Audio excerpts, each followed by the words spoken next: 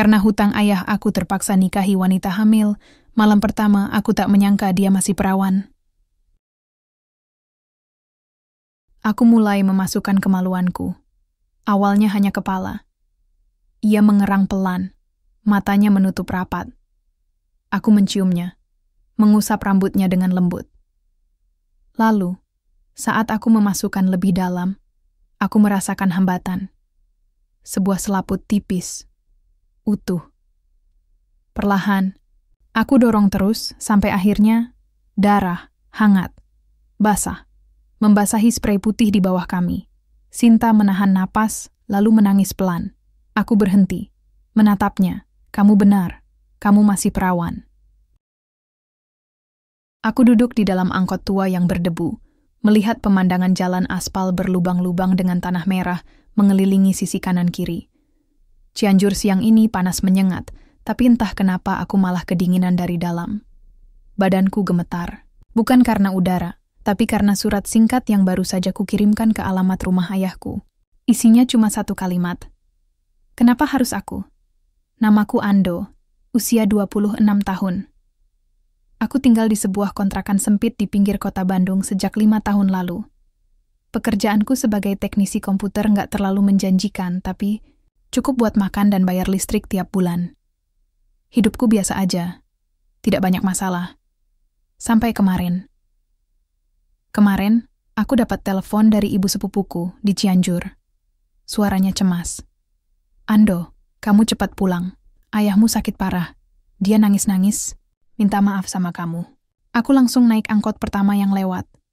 2 jam perjalanan, pikiran nggak tenang. Aku tahu ayahku, Pak Rudi, orang keras kepala. Nggak pernah minta maaf, apalagi menangis.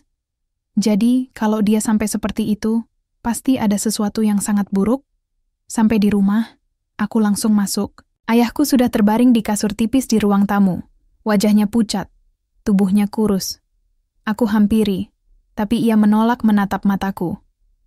Maafin ayah, nak, suaranya serak. Ada apa ini ya? Kenapa kamu suruh aku pulang? Ayahku menarik napas, panjang. Aku punya hutang besar, sama Haji Tono. Hampir 200 juta. Aku berjudi. Lagi. Maafin ayah, aku membeku. Kepalaku terasa dipukul palu. 200 juta? Untuk apa? Kamu janji nggak akan main lagi. Iya. Tapi ayah ketagihan. Dan mereka mau ambil rumah kita. Tapi, ada cara lain. Mereka bersedia menghapus semua hutang kalau kamu menikahi putri Haji Tono, anak perempuan sahabatnya. Aku tertawa hambar. Jadi gara-gara kamu main judi, aku harus nikah sama orang asing yang bahkan gak ku kenal? Seriusan ini? Iya. Maafin ayah, aku menggeleng-geleng. Siapa namanya? Di mana dia tinggal? Sinta. Umurnya 25 tahun. Tinggal di desa Sukamaju. Dan dia sedang hamil 5 bulan. Kalimat itu seperti ledakan bom di telingaku. Hamil? Aku mendelik. Berarti dia selingkuh atau apa? Kenapa harus aku yang menikahinya? Ayahku tak bisa menjawab. Ia hanya menunduk. Aku kesal setengah mati. Aku keluar rumah, berjalan sendirian menyusuri sawah, mencoba menenangkan diri. Tapi otakku terus memutar-mutar cerita ini. Bagaimana mungkin hidupku berubah hanya karena kesalahan ayah? Setelah seharian bergulat, dengan pikiran, akhirnya aku kembali ke rumah. Besok pagi, aku akan bertemu calon istriku untuk pertama kali. Aku berdiri di depan rumah sederhana dari kayu dan anyaman bambu. Angin pagi membawa aroma sawah yang masih basah oleh embusan kabut tipis. Aku menarik napas panjang, mencoba menenangkan jantungku yang berdebar tidak karuan. Ini pertama kalinya, aku akan bertemu dengan wanita yang konon akan menjadi istriku. Sinta. Nama yang terdengar lembut, tapi entah kenapa, ada rasa pahit di lidahku setiap kali menyebutnya dalam hati. Pintu rumah itu dibuka oleh seorang perempuan muda. Tubuhnya sedikit bungkuk karena usia kandungannya yang sudah 5 bulan. Wajahnya cantik, tapi matanya sayu. Rambutnya disanggul cepat, dan ia memakai baju hamil sederhana dari kain batik. Kamu... Ando? Tanyanya pelan. Iya, jawabku singkat. Kamu Sinta? Dia mengangguk pelan, lalu mundur selangkah memberiku jalan masuk. Aku melihat ke sekeliling.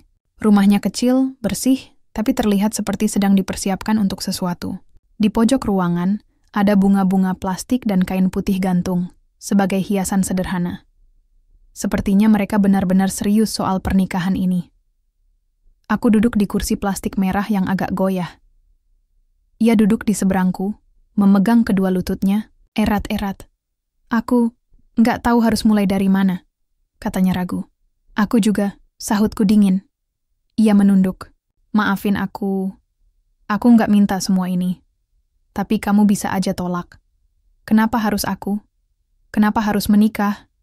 Wajahnya semakin muram. Aku nggak punya pilihan. Keluargaku maksa. Haji Tono maksa. Bahkan ayahmu juga udah janji. Aku mendengus. Ayahku emang bodoh. Tapi kamu sampai hamil. Berarti kamu juga salah satu dari mereka yang main-main. Mata Sinta langsung menatapku tajam. Jangan asal tuduh. Aku nggak kayak kamu kira. Aku tertawa sinis. Oh iya, maaf. Jadi kamu bilang, kamu hamil karena apa? Karena doa? Atau mungkin malaikat datang malam-malam? Wajahnya memerah. Ia menelan ludah, lalu berkata pelan, aku nggak pernah tidur sama siapapun. Aku nggak pernah biarkan laki-laki masuk ke tubuhku.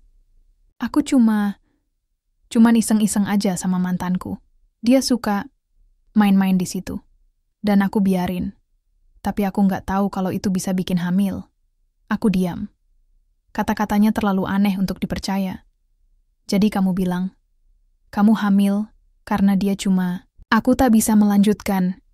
Iya, bisiknya. Aku juga nggak percaya. Aku kira aman.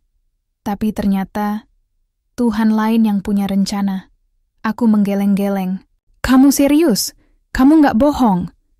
Iya, Ando. Aku nggak ada alasan buat bohong. Aku malu banget.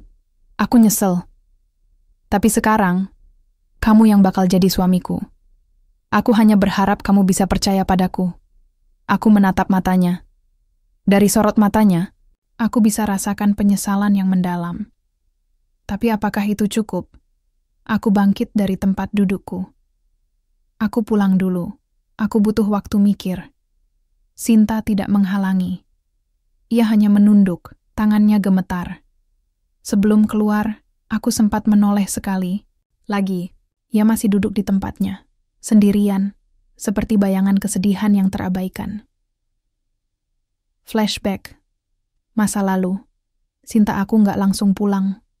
Aku justru berjalan menyusuri gang kecil menuju warung kopi di ujung desa. Aku memesan kopi hitam manis dan duduk termenung. Tapi pikiranku nggak tenang. Aku terus kepikiran kata-katanya. Aku cuma iseng-iseng aja sama mantanku. Siapa mantannya? Bagaimana bisa hamil tanpa penetrasi? Aku merogoh saku celana, lalu mengeluarkan ponselku. Aku buka aplikasi media sosial dan mulai mencari akun Sinta. Setelah beberapa detik, aku menemukan fotonya. Banyak foto yang diupload beberapa tahun lalu. Ia terlihat cantik, tersenyum, kadang berdua dengan seorang cowok tampan berkaos ketat dan senyum sombong. Nama cowok itu di bio Sinta dulu, Rizky Putra. Aku scroll lebih lanjut. Ada video pendek saat mereka berdua sedang di mobil. Rizky tertawa sambil merekam wajah Sinta yang malu-malu. Captionnya, hidupku cuman buat kamu, sayang. Aku mengepal tangan. Siapa laki-laki ini? Dan bagaimana hubungan mereka bisa berujung pada kehamilan? Aku membuka kolom pencarian dan mengetik nama itu. Rizky Putra Cianjur. Beberapa hasil muncul. Salah satunya adalah akun Facebook yang tampak aktif. Aku klik profilnya. Foto terakhirnya adalah dirinya sedang naik motor besar, dengan caption, hidup harus bebas, nggak boleh diikat. Aku menggeram. Ini pasti orangnya. Dengan nekat, aku mengirim pesan pribadi. Halo, saya Ando. Saya calon suami Sinta. Saya ingin bicara. Penting, aku menunggu. Lama. Sampai matahari mulai tenggelam, dan angin malam mulai berhembus. Tiba-tiba notifikasi muncul. Balasan. Dari Rizky, isinya cuma satu kalimat. Maafin aku. Aku nggak bisa bantu apa-apa. Lalu, ia memblokirku. Aku menatap layar ponselku kosong. Sekarang, aku yakin. Ada sesuatu yang disembunyikan oleh keduanya, dan aku harus tahu kebenarannya. Hari itu, angin pagi membawa aroma bunga Kamboja dari halaman depan rumah keluarga Sinta. Langit masih rendah, tertutup awan mendung, seperti ikut menyelimuti hatiku yang terasa berat. Ini adalah hari pernikahan kami. Aku tidak pernah menyangka akan berdiri di depan orang banyak seperti ini. Di bawah tenda putih sederhana, dengan pakaian pengantin yang terasa kaku dan panas, aku menatap lurus ke depan, ke arah Sinta, yang sedang berjalan pelan menuju tempat akad. Upacara pernikahan kami digelar cepat. Hanya dalam waktu seminggu setelah pertemuan pertama kami. Tidak ada persiapan besar-besaran, hanya sekumpulan kerabat dekat, beberapa tetangga, dan wakil dari keluarga Haji Tono yang memastikan semua sesuai kesepakatan. Sinta memakai kebaya sederhana warna putih gading.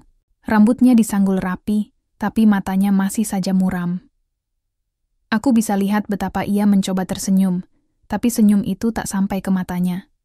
Aku sendiri seperti robot, semua gerakanku otomatis. Saat imam membaca ijab kabul, suaraku datar saat mengucapkan, "Saya terima nikahnya." Tanpa pandangan emosi pada wanita di hadapanku. Setelah selesai, kami langsung dibawa ke sebuah kontrakan kecil di pinggir desa. Konon itu adalah rumah yang sudah disiapkan oleh keluarga Sinta, agar kami bisa hidup mandiri sebagai pasangan suami istri.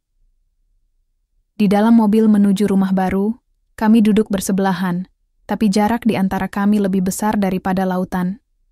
"Kamu marah?" tanyanya tiba-tiba. Aku menoleh. Aku nggak tahu lagi harus merasa apa. Ia menunduk. "Aku cuma berharap kamu bisa mulai menerimaku." Pelan-pelan, aku menghela napas. Aku coba, tapi ini bukan hal yang gampang. Kami tiba di kontrakan. Kecil. 2 kamar, dapur sempit, dan kamar mandi di luar. Tapi bersih. Terlihat seperti sudah dipersiapkan untuk kami. Selama prosesi resepsi, aku hanya diam di kursi, menjawab pertanyaan tetangga dengan jawaban singkat. Beberapa kerabat mencoba membangun obrolan ringan, tapi aku tidak mood. Aku bahkan menolak foto bersama mereka. Sinta juga tidak terlihat ceria. Ia duduk di pojok ruangan, memegangi perutnya, kadang-kadang tersenyum saat anak-anak kecil mendekatinya, tapi sorot matanya kosong, seperti diriku. Setelah acara usai dan tamu satu persatu pulang, kami berdua duduk di ruang tamu. Sunyi. Hanya suara angin malam yang masuk lewat celah kayu. "Mau minum teh?" tanyanya pelan. "Aku nggak haus."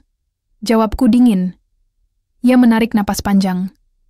Aku nggak tahu harus ngomong apa lagi. Nggak usah ngomong apa-apa. Aku juga nggak punya kata-kata. Lagi-lagi hening. Aku menatap langit-langit retak-retak. Ini rumah kami sekarang. Rumah yang akan menjadi tempat tinggal kami, tempat bayi ini lahir, tempat kami menjalani kehidupan yang sebenarnya belum siap kami jalani. Aku ingat percakapanku dengan sepupuku tadi pagi. Jangan jadi laki-laki pengecut, Ando. Dia perempuan yang sedang butuh suami. Kamu harus kuat. Tapi bagaimana aku bisa kuat kalau aku bahkan belum siap jadi ayah? Aku melihat ke arah Sinta. Ia sedang menatap perutnya. Tangannya bergerak pelan mengusap bagian buncit itu. "Dia aktif banget hari ini," katanya pelan.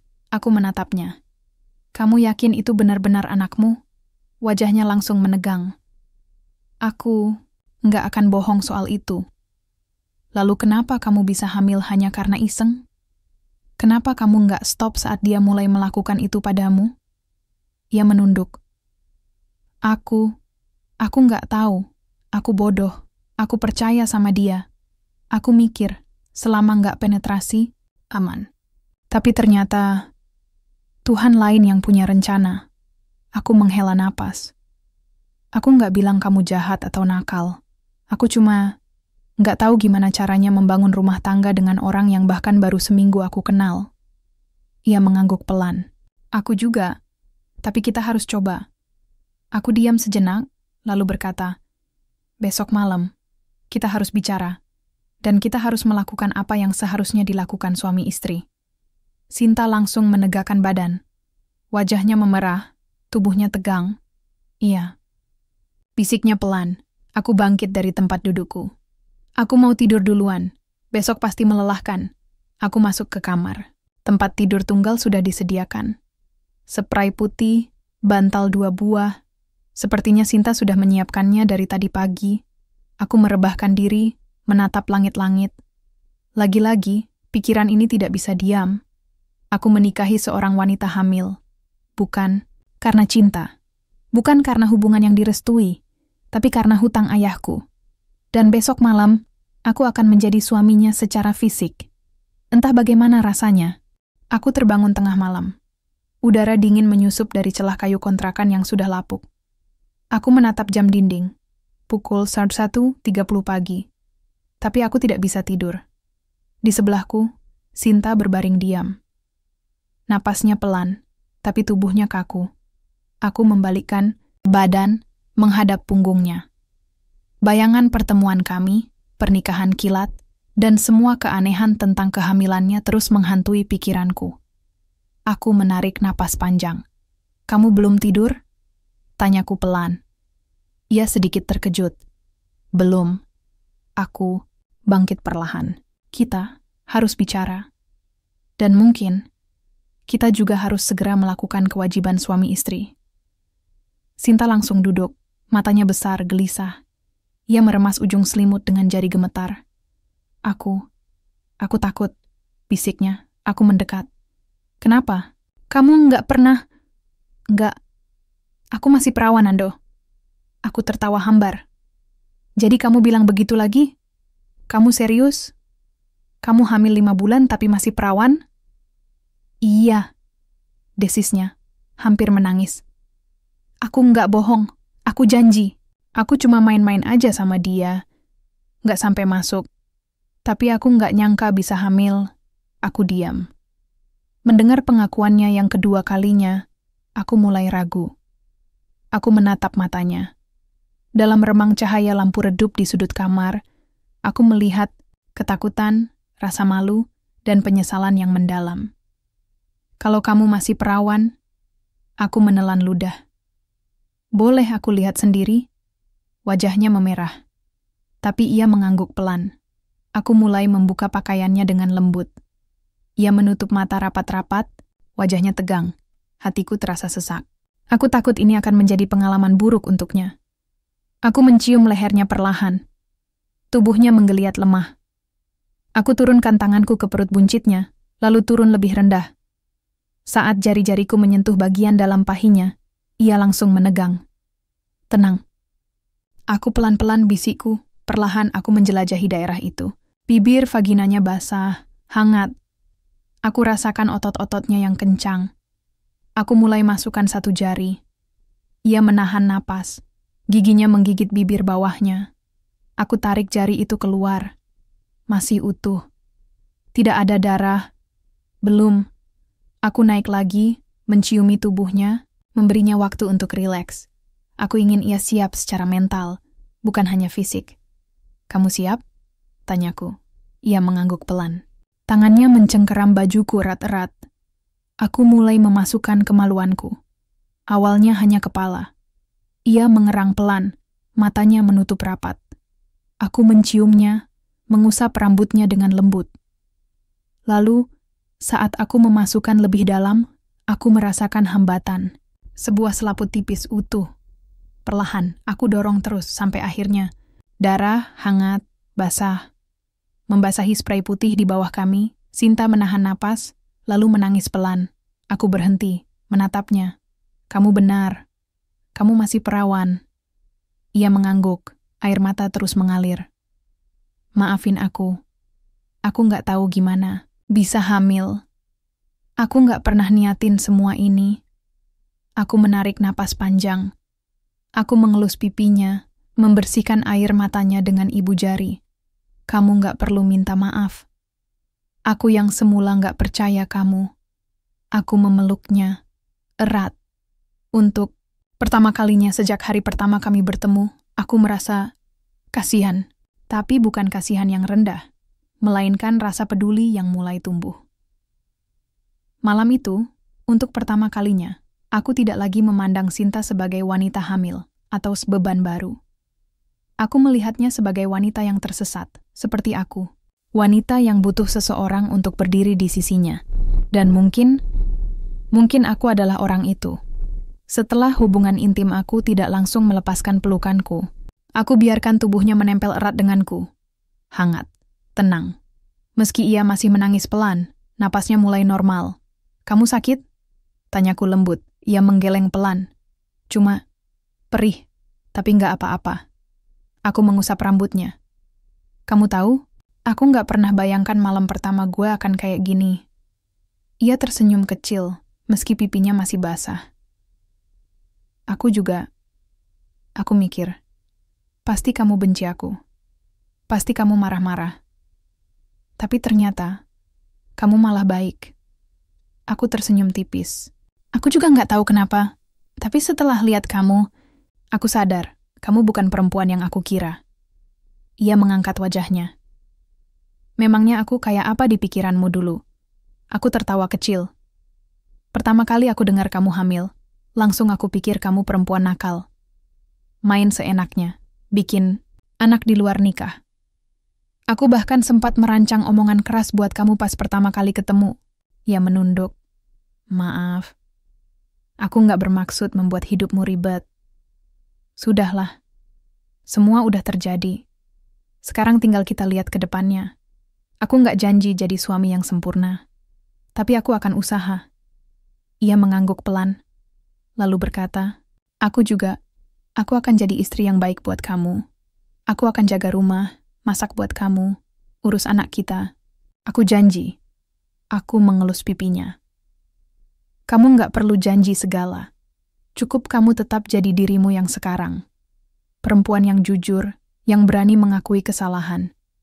Itu aja udah cukup buatku." Ia menatapku dalam-dalam. Sorot matanya beda sekarang. Lebih tenang, lebih damai. Aku mencondongkan wajahku, lalu menciumnya lembut. Kali ini bukan karena gairah atau paksaan, tapi karena rasa sayang yang mulai tumbuh perlahan. Kami berdua masih belum sepenuhnya siap untuk hidup bersama. Tapi setidaknya, malam itu, kami mulai merangkai langkah pertama. Langkah kecil menuju pernikahan yang mungkin tidak direncanakan, tapi bisa saja berakhir indah. Pagi itu, aku bangun dengan aroma kopi hitam dan suara panci berdentum pelan di dapur. Aku duduk di ranjang, mengucek mata. Tubuhku terasa berat, tapi pikiranku jauh lebih berat lagi. Sinta sudah bangun. Aku bisa dengar suara langkah kecilnya, sesekali diselingi erangan pelan karena perutnya yang mulai membesar. Aku ingat semalam, malam pertama kami, darah, keperawanannya, dan pengakuan yang membuat otakku terus berputar. Aku berdiri, lalu keluar dari kamar. Sinta sedang mengaduk bubur ayam di atas kompor minyak tanah tua. Rambutnya diikat cepat, wajahnya masih pucat, tapi sorot matanya tidak separah kemarin. "Kamu udah bangun?" tanyanya pelan. "Iya," jawabku sambil duduk di kursi plastik usang. "Kamu nggak sakit?" Ia tersenyum kecil. "Masih agak perih, tapi biasalah." Aku diam sejenak, lalu berkata, "Aku mau bawa kamu ke bidan hari ini." Sinta menoleh, alisnya mengkerut. "Kenapa? Aku baik-baik aja kok. Aku cuma perlu pastikan semua benar. Aku juga butuh penjelasan medis. Aku nggak mau salah sangka terus." Wajahnya langsung murung. Ia menunduk. "Kalau kamu masih nggak percaya..." "Aku percaya," potongku. "Tapi aku butuh penjelasan yang masuk akal. Aku nggak mau salah sangka terus." Ia menghela napas, lalu mengangguk pasrah. 2 jam kemudian, kami sampai di klinik bidan di pusat desa. Kliniknya sederhana, hanya satu ruangan besar dengan tirai pembatas. Kami menunggu beberapa menit sebelum dipanggil. Setelah menjelaskan maksud kedatangan kami, bidan Lina, wanita paruh baya ramah dengan jilbab putih, mulai menjelaskan. Sebenarnya, meski jarang, sperma bisa saja mencapai sel telur walau tidak ada penetrasi, ujarnya sambil membuka buku catatan. Jika sperma keluar di dekat liang vagina dan kondisi tubuh wanita mendukung, maka bisa terjadi pembuahan. Aku menelan ludah. Jadi, benar bisa hamil seperti itu? Iya. Meskipun risikonya rendah, tapi tetap ada kemungkinan. Apalagi jika hubungan dilakukan saat masa subur. Aku melihat ke arah Sinta. Matanya berkaca-kaca. Aku sadar betapa malunya dia, betapa hancurnya hatinya setiap kali orang lain menyalahkan atau mengecamnya. Keluar dari klinik, kami berjalan pelan menyusuri jalan aspal panas. Maafin aku, kataku tiba-tiba. Sinta menoleh. Kenapa? Awalnya aku nggak percaya kamu. Aku pikir kamu sama kayak cewek-cewek nakal yang main-main aja. Tapi ternyata, kamu korban ketidaktahuan. Kamu juga nyesel. Dan kamu masih perawan. Ia menahan air matanya. Terima kasih. Kamu nggak tahu betapa leganya aku kalau kamu mulai percaya padaku. Aku tersenyum tipis. Aku belum janji bakal jadi suami yang sempurna. Tapi aku akan coba. Pelan-pelan. Ia mengangguk. Cukup itu aja. Aku nggak minta lebih. Kami berjalan berdampingan. Jarak di antara kami mulai menyusut. Bukan hanya secara fisik, tapi juga dalam hal rasa. Aku mulai merasa, mungkin hidupku nggak akan buruk-buruk banget dengan perempuan ini di sisiku. Dan untuk pertama kalinya, aku mulai membayangkan diriku sebagai seorang ayah bagi anak dalam kandungannya. Obrolan malam harinya, kami duduk di depan kontrakan, menikmati angin sepoi-sepoi. Sinta sedang memijat perutnya pelan. Wajahnya tenang, tapi terlihat lelah. Aku memecah kesunyian. Kamu masih mikirin mantan kamu? Ia menoleh, kaget. Kenapa tanya gitu? Aku cuma mikir, gimana kamu bisa sampai melakukan itu sama dia? Main-main di situ, tapi nggak sampai penetrasi. Sinta menarik napas panjang. Aku juga nggak tahu. Saat itu aku masih polos. Dia bilang itu cuma cara biar kita deket. Katanya, itu aman. Nggak bikin hamil. Nggak bikin dosa. Aku percaya aja. Aku diam, menunggunya lanjut. Dia emang nggak pernah paksa aku. Aku sendiri yang ngasih izin. Aku senang waktu itu. Dia romantis, perhatian, suka bercanda. Aku merasa dicintai. Tapi setelah aku hamil, dia langsung kabur. Bilang aku cari-cari, perhatian, blokir kontak aku. Bahkan nggak balas pesan apapun. Aku meremas tanganku. Dasar brengsek. Ia tersenyum kecil. Iya. Aku juga baru sadar belakangan kalau dia emang cowok gampangan. Cuma pengen eksperimen. Dan aku jadi korban bodohnya. Aku menatap matanya. Kamu nggak bodoh. Kamu cuma percaya pada orang yang salah. Ia menatapku lembut. Kamu nggak marah ya? Aku tertawa kecil. Aku marah sih, iya. Tapi bukan sama kamu. Aku marah sama sistem dunia ini yang kadang nggak adil. Tapi sekarang, kamu udah jadi istriku. Aku yang harus jaga kamu. Aku yang harus pastikan kamu bahagia. Sinta menatapku lama. Lalu ia maju perlahan dan meletakkan kepalanya di bahuku. Makasih, Ando. Aku bersyukur kamu yang jadi suamiku. Aku mengelus rambutnya. Aku juga. Mungkin Tuhan emang punya rencana aneh buat kita. Tapi aku yakin, ini belum akhir cerita kita. Perubahan kecil. Setiap hari beberapa hari setelah kunjungan ke bidan, hubungan kami mulai berubah. Lebih ringan, lebih nyaman. Aku mulai terbiasa memanggilnya sayang saat bicara. Ia mulai memasak menu favoritku. Kadang, ia menemani aku nonton bola sambil mengusap perutnya pelan. Aku juga mulai lebih aktif dalam urusan kehamilannya. Aku antar dia ke bidan tiap bulan, bantu beli vitamin, bahkan ikut baca buku soal persalinan. Satu malam, saat kami sedang menonton acara TV lokal, Sinta tiba-tiba bertanya, Ando, kalau kamu nggak nikah sama aku, kamu mau nikah sama siapa? Aku menoleh. Kenapa tiba-tiba nanya begitu? Iya aja. Aku penasaran aja. Kamu kan dulu nggak rela nikah sama aku. Jadi aku mikir, kalau kamu bebas, kamu mau nikah sama siapa? Aku menghela napas. Aku juga nggak tahu. Mungkin sama cewek Bandung. Atau mungkin belum nikah-nikah dulu. Tapi sekarang, aku mikir, mungkin ini jalan terbaik buat kita. Ia tersenyum. Kamu serius? Iya. Aku nggak bohong. Aku masih punya banyak hal yang harus dipelajari buat jadi suami yang baik. Tapi, aku bersedia belajar. Bersama kamu. Ia menatapku dengan senyum lebar. Lalu ia berkata pelan, aku juga bersedia untuk kamu sampai kapanpun. Aku membalas senyumnya. Dalam diam, aku merasa mungkin pernikahan ini bukan mimpi buruk. Mungkin ini adalah awal dari sesuatu yang indah. Hari itu, aku sedang memperbaiki komputer milik Pak RT ketika Sinta meneleponku. Suaranya terdengar cemas. Ando, ada orang cari kamu di rumah, katanya pelan. Apa? Siapa? Dia bilang namanya Rizky. Dunia seperti berhenti, berputar sejenak. Rizky. Nama itu menghantamku seperti pukulan dari belakang. Aku bahkan sempat lupa menutup mulut setelah mendengarnya. Ini pertama kalinya aku mendengar nama itu secara langsung. Mantan pacar Sinta. Pria yang entah bagaimana berhasil membuatnya hamil tanpa pernah menyentuhnya secara utuh. Aku buru-buru pulang. Sesampainya di kontrakan, aku melihat seorang pria duduk di kursi plastik depan rumah. Tinggi, berkulit agak gelap, rambutnya disisir ke belakang dengan rapi. Wajahnya tampan, tapi sorot matanya dingin dan sombong. Saat ia melihatku, ia tersenyum, tipis. Kamu pasti Ando? Ujarnya sambil berdiri. Iya. Dan kamu siapa? Aku Rizky, mantan pacarnya Sinta. Aku mengepal tangan. Aku nggak datang buat ribut-ribut. Aku cuma mau bertemu kalian berdua. Ada sesuatu yang harus aku bicarakan. Aku menoleh ke dalam.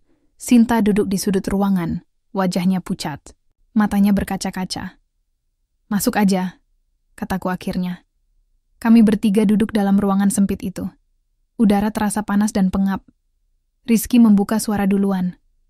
Gue tahu gue salah, gue nyesel banget. Tapi gue juga nggak nyangka Sinta bisa hamil.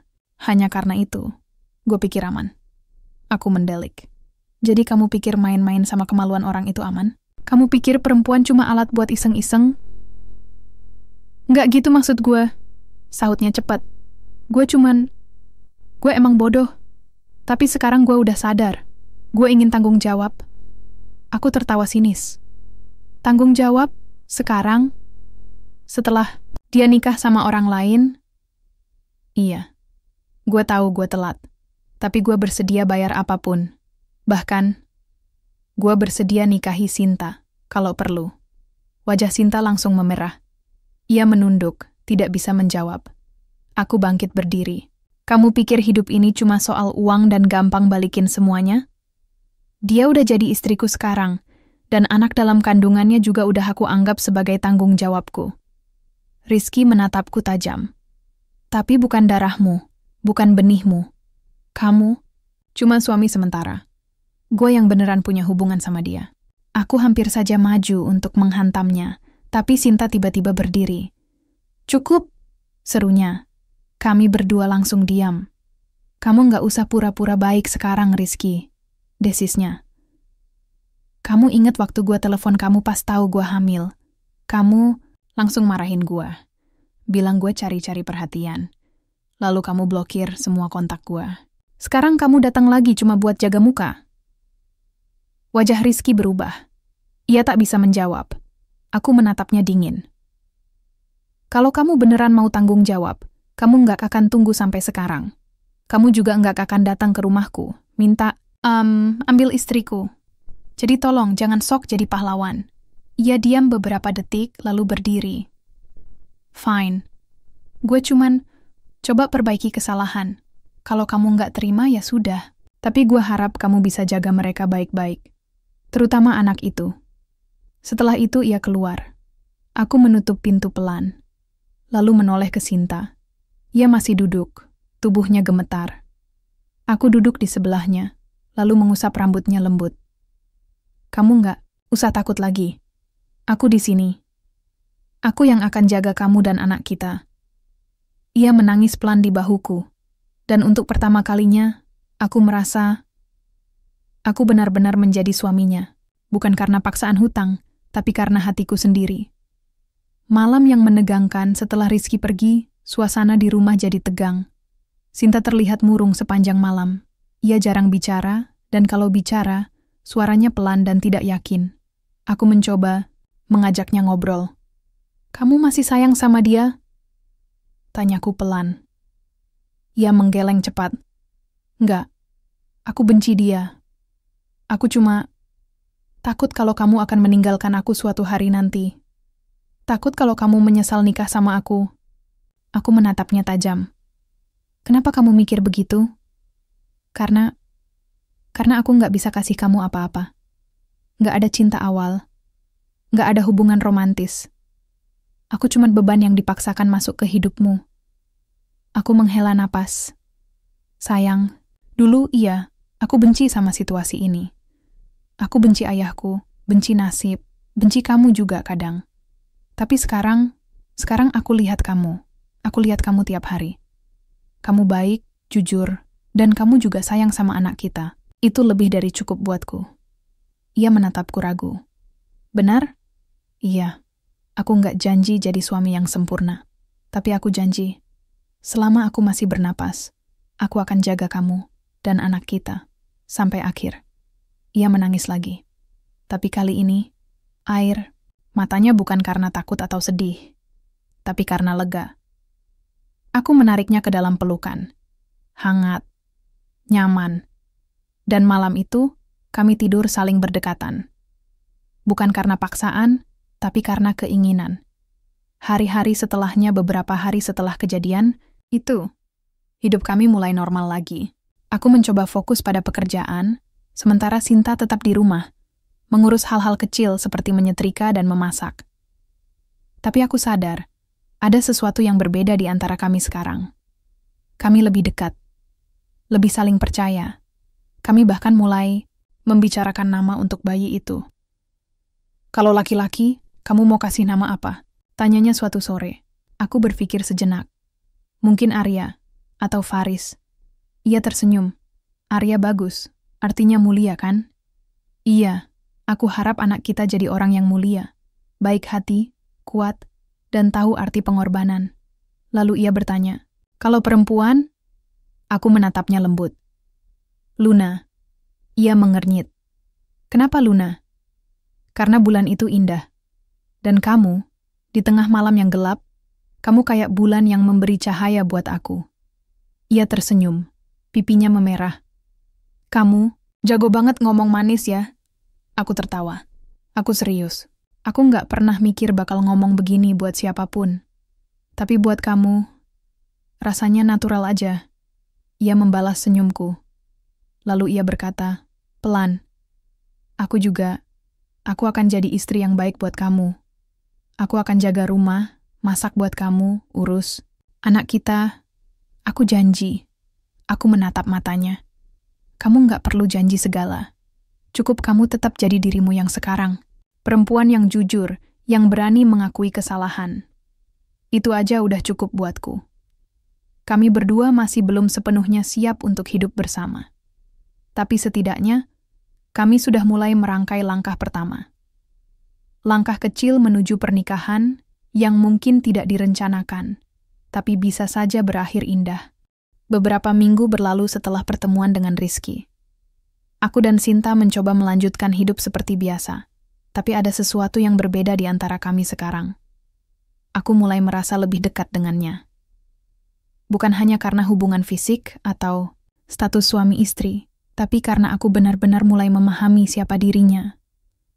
Dia bukan perempuan nakal seperti bayanganku awalnya. Dia juga bukan korban kejahatan, tapi lebih mirip korban ketidaktahuan dan rasa percaya yang salah tempat. Setiap hari, rutinitas kami semakin terbentuk. Aku tetap bekerja sebagai teknisi komputer di toko elektronik kecil di Cianjur, sementara Sinta tinggal di rumah, menungguku pulang. Ia mulai bisa masak enak, bahkan membuatkan bekal untukku setiap hari. Kadang aku heran sendiri. Kenapa aku jadi senyaman ini dengan kehadirannya? Pagi itu, saat cuaca sedikit mendung, Sinta tiba-tiba mengeluh sakit perut. Ia memegangi bagian bawah perutnya erat-erat, wajahnya pucat.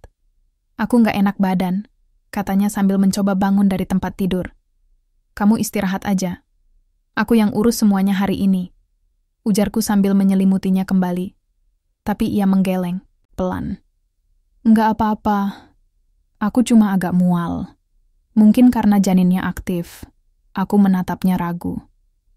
Kalau kamu sampai pingsan lagi kayak kemarin, aku langsung bawa kamu ke bidan. Ia tersenyum tipis. Iya dokter. Aku tertawa kecil. Sejak kapan aku jadi orang yang bisa tertawa lepas begini di depannya? Pengakuan yang menghancurkan malam harinya. Aku pulang lebih cepat dari biasanya, karena hujan deras membuat jalanan sulit dilewati. Saat aku membuka pintu kontrakan, suasana terasa sunyi.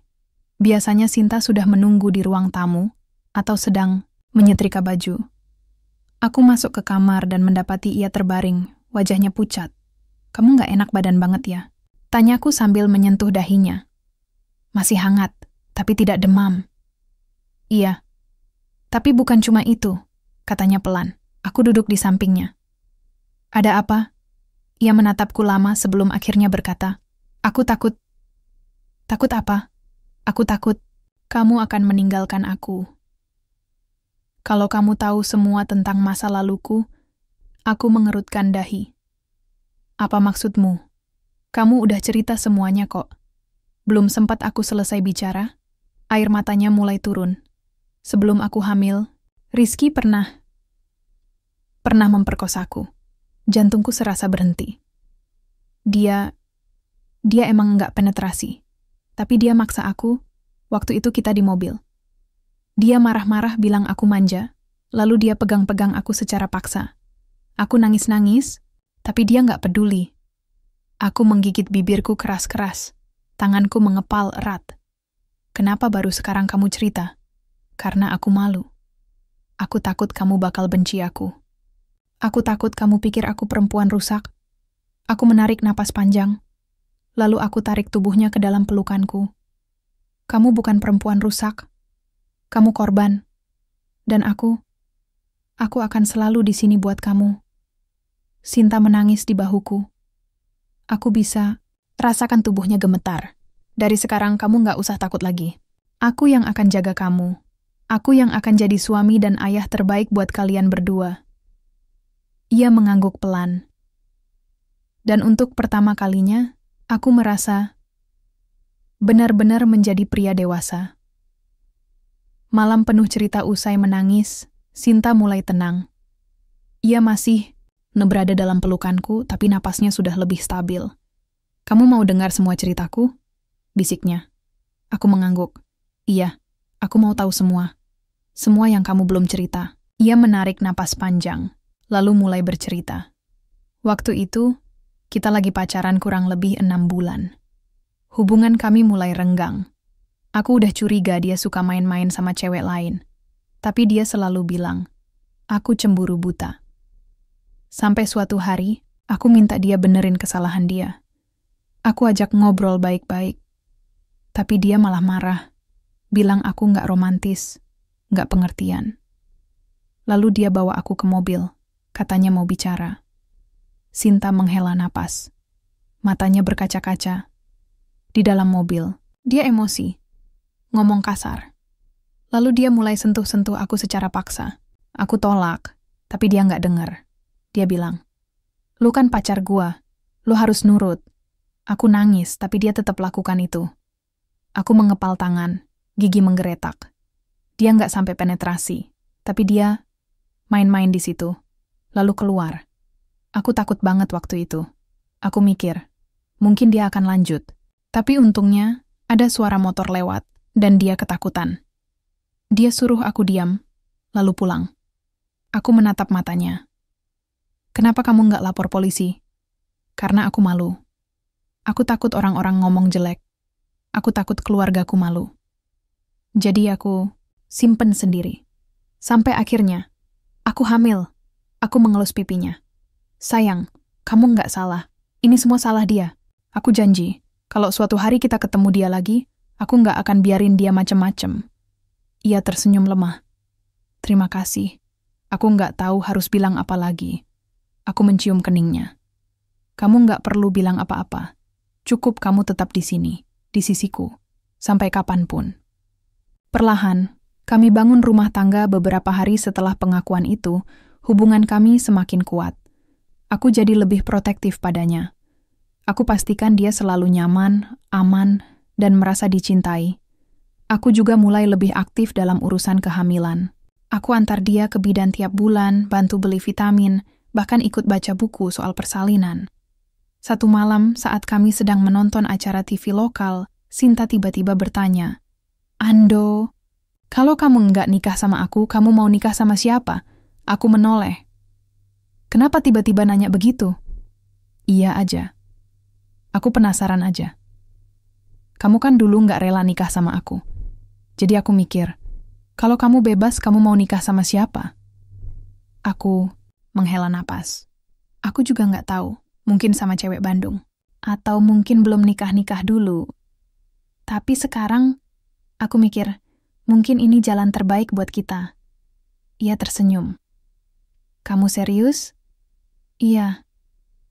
Aku nggak bohong. Aku masih punya banyak hal yang harus dipelajari buat jadi suami yang baik. Tapi, aku bersedia belajar. Bersama kamu. Ia menatapku dengan senyum lebar. Lalu ia berkata pelan, aku juga bersedia. Untuk kamu. Sampai kapanpun. Aku membalas senyumnya. Dalam diam aku merasa, mungkin pernikahan ini bukan mimpi buruk. Mungkin. Ini adalah awal dari sesuatu yang indah. Hari itu, matahari bersinar cerah di atas Cianjur. Burung-burung berkicau riang di pepohonan sekitar kontrakan kami. Aku sedang menyiram tanaman kecil di depan rumah ketika Sinta memanggil dari dalam. Ando, ayo cepat. Aku masuk dengan langkah terburu. Ia duduk di pinggir ranjang, wajahnya tegang, tangan gemetar memegangi perut buncitnya. Aku baru aja ngerasain kontraksi. Kayaknya ini mulai. Jantungku langsung berdebar kencang. Sekarang? Tapi belum waktunya kan? Masih seminggu lagi? Iya, juga. Tapi aku ngerasa beda. Ini sakit banget. Aku buru-buru ambil tas persalinan yang sudah disiapkan dari beberapa hari lalu. Lalu aku membantu Sinta keluar dan memanggil ojek untuk mengantarkan kami ke klinik bidan. Perjalanan ke klinik di atas motor ojek, aku memeluk tubuh Sinta erat-erat. Ia menahan napas setiap kali rasa sakit datang. Aku bisa rasakan tangannya mencengkeram bajuku, seperti takut akan hilang. Tenang, kita udah deket, bisikku. Setelah sampai, kami langsung dibawa ke ruang persalinan sederhana milik bidan Lina. Sinta dipasangkan monitor detak jantung janin dan tensimeter tekanan darah. Setelah pemeriksaan singkat, bidan Lina berkata, kontraksinya kuat, pembukaan sudah 5. Ini mungkin akan lebih cepat dari perkiraan. Kamu harus siap lahiran malam ini. Aku menelan ludah. Lahiran normal? Iya. Tapi, kalau ada komplikasi, mungkin harus dirujuk ke rumah sakit. Aku mengangguk. Iya, Bu Bidan. Tolong jaga istri saya baik-baik. Proses persalinan 8 jam. Itulah waktu yang dibutuhkan Sinta untuk melahirkan. Aku tidak pernah merasa selemas ini seumur hidupku. Aku hanya bisa menatap dari samping, mendengar erangan kesakitan yang keluar dari mulutnya. Sesekali ia menangis, sesekali ia memohon agar sakit ini berakhir. Kamu hebat, sayang. Kamu kuat. Kamu nggak sendiri. Aku di sini. Kataku sambil mengusap keringat di dahinya. Sinta menatapku, matanya berkaca-kaca. Maafin aku, maafin aku. Apa yang harus dimaafin? Kamu lagi berjuang buat nyelamatin nyawa anak kita. Itu aja udah lebih dari cukup. Akhirnya, setelah usaha terakhir, tangisan bayi kecil memenuhi ruangan klinik. Aku menahan napas saat bidan Lina meletakkan bayi mungil itu di dada Sinta. Selamat. Kamu punya anak perempuan, katanya sambil tersenyum lelah. Aku duduk di sampingnya masih syok dan tidak percaya.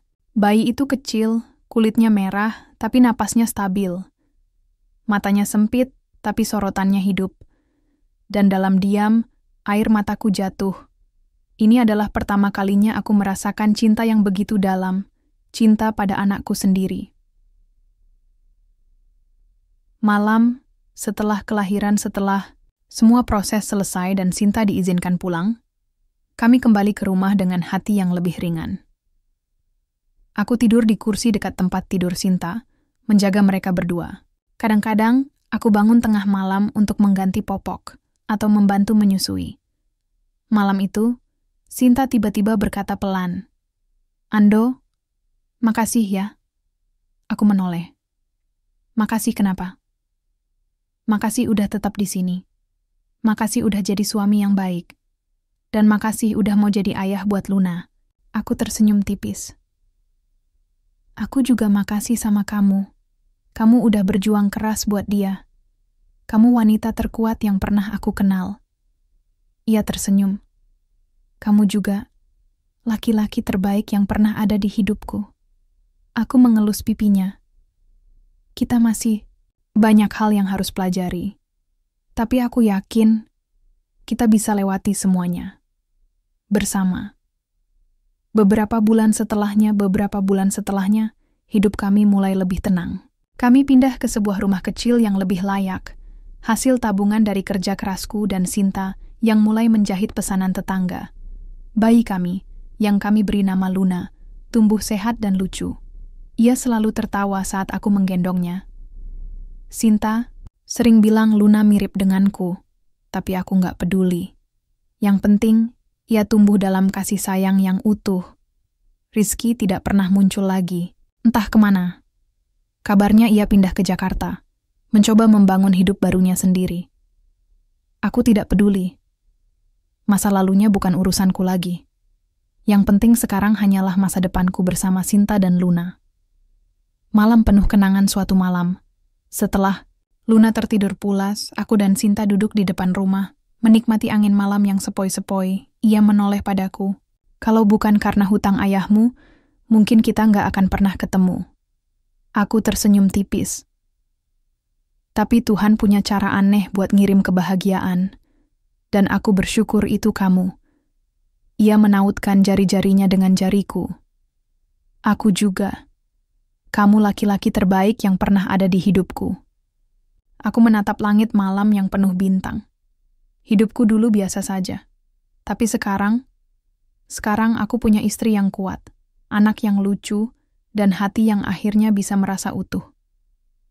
Dan semua ini dimulai dari sebuah hutang, yang ternyata adalah berkah tersembunyi. Epilog. Surat untuk Luna. Beberapa minggu setelah Luna lahir, aku menulis surat kecil untuknya. Aku taruh di dalam kotak kayu tua yang isinya adalah foto-foto pernikahan kami, kartu ucapan dari tetangga, dan potongan koran tentang kelahirannya. Isi surat itu cuma 1 halaman. "Untuk Luna, kamu dilahirkan dari sebuah hubungan yang tidak direncanakan, tapi kamu hadir di dunia ini dengan penuh cinta. Ibumu adalah wanita terkuat yang pernah aku kenal. Dan aku akan menjadi ayah yang terbaik yang bisa aku jadi. Aku harap suatu hari nanti kamu bisa membaca ini dan tahu bahwa kamu lahir dari perjuangan, pengorbanan, dan cinta yang tidak sempurna, tapi sangat tulus. Selamat datang di dunia putri kecilku. Dengan segala cinta ayahmu."